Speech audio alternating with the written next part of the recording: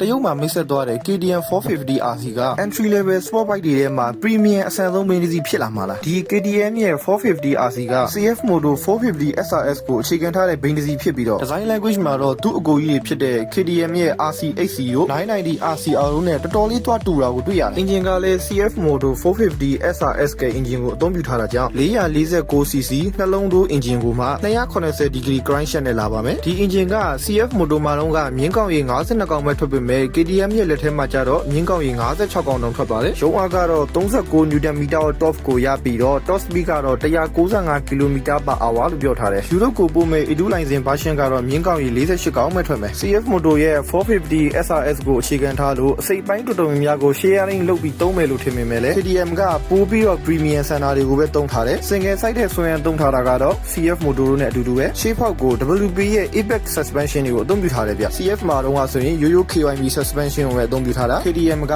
နောက် shot ကိုလည်း WP Apex ကိုပဲအသုံးပြုထားပြီးတော့ရှေ့ရောနောက်ကောက fully adjustable လုပ်လို့ရတယ်။ဆိုင်ကယ်ရဲ့အလေးချိန်မှာလည်း KTM ကတော်တော်လေးပေါ့ပြီးတော့ပေါင်380ပဲလေးမဲ့ CF Moto ရဲ့တချို့သော region တွေကိုပို့တဲ့ဘိန်းတွေဆိုရင်ပေါင်390တောင်လေးတယ်။ဒီရှေ့မှာ 450RC ရဲ့အချက်လက်တွေ leak ဖြစ်လာတော့ကဆိုင်ကယ်ရဲ့ brake တွေကို J-Jam တွေပဲသုံးမယ်လို့ပြောထားတာ။တကယ်ပွဲထုတ်လာတဲ့အချိန်မှာတော့ WP brake တွေနဲ့ပဲပွဲထုတ်လာခဲ့တယ်။အရင်တုန်းကထွက်လာခဲ့တဲ့ဗီဒီယိုမှာဆိုရင်ဆိုင်ကယ်က steering damper ပါမလာဘူး။တကယ်မိတ်ဆက်လိုက်တဲ့အချိန်မှာတော့ steering damper လေးပါလာတာတွေ့ရတယ်။အဲ့ဒီ damper ကလည်း WP ရဲ့ steering damper ပဲ 450RC ရဲ့ရှေ့ဘိန်းနဲ့နောက်ဘိန်းကြားအကွာအဝေးက CF Moto ကဘိန်းထက် 10mm ပိုတိုသွားတယ်။ foot pad လို့ခေါ်တဲ့ခြေနင်းလေးတွေကအပေါ်ကိုပိုးရောက်လာတယ်။ riding position က aggressive ပိုးဖြစ်လာလို့ CF Moto လိုမျိုးပဲ daily use ကိုအသားပေးထားတဲ့ဘိန်းမဟုတ်မှန်သိတာစေတယ်။ပြောရရင်တော့ CF Moto 450 SRS က premium version လို့ပြောလို့ရတယ်ဗျ။အခုနောက်ပိုင်းဆိုရင် KTM နဲ့ CF Moto က strategic partner လို့ပြောလို့ရတယ်။မဟာဗျူဟာမြောက်မိတ်ဖက်ပေါ့ဗျာ။ဆိုတော့ 450RC ရဲ့ premium ဆန်မှုက